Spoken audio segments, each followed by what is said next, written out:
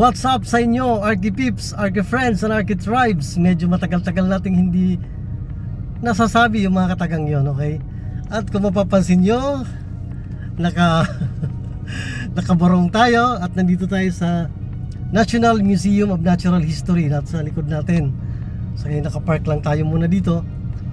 At ito ay dahil naanyanyahan tayo na maging bahagi nung pagtitipon na to ng mga mabibigat na arkitekto. Sila yon. Okay, at napabilang tayo dito at dahil ang isa sa mga project natin ay na shortlist dun sa UAP Obra Design Excellence Award 2026. Okay, I am humbled and I am grateful. Mapabilang lang tayo dito sa mga shortlisted na napili ng mga hurado ay isang malaking karangalan na. So, kung maalala nyo yung isa sa mga vlogs ko, yung diskarte sa matarik na lote 2.0, mas matarik na lote, I mean, yun yung project na at na shortlist dito sa Design Excellence Award. Kaya tayo nandito at dahil ngayong gabi ang presentation ng mga shortlisted and of course yung mga awardees. Bago ko ipakita at syempre iaano ko yung mga snippets ng mga mangyari mamaya, ito yung project na ginawa natin at natapos na. Okay, panoorin nyo.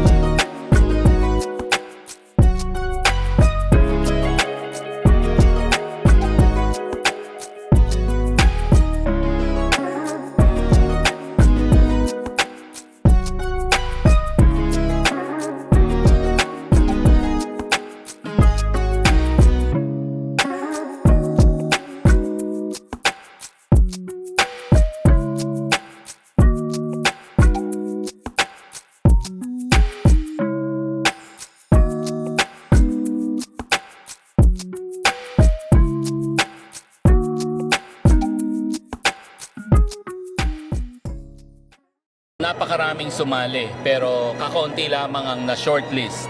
So ang pagkaka-shortlist ng mga gagawaran ngayon, ito ay isang malaking tagumpay na dahil ibig sabihin natatangi na kayo sa napakaraming sumali ngayong taon.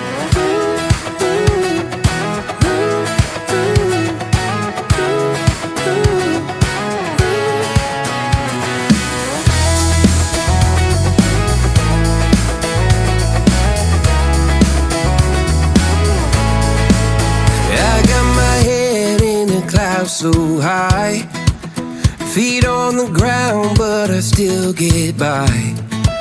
Rules were made for someone else to try, but not me, not me. They said slow down, son, take your time, but I was born running every stop sign.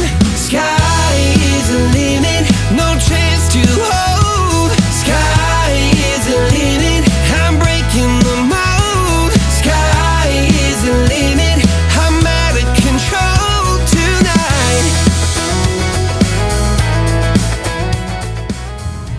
At ayun na nga guys, pauwi na tayo. Tapos na yung recognition and awarding para dun sa mga obra ng mga arkitektong Pilipino. And kagaya na sabi ko kanina, I was just happy to be part of the event, to be shortlisted.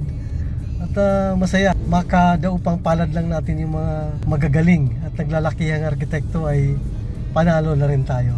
So maraming salamat sa kliyente natin na nagtiwala, kasi kung hindi naman dahil sa kliyente natin, hindi tayo magkakaroon ng project, mabibigyan ng ganung pagkakataon, at hindi tayo masasali sa ganung event. So, thank you.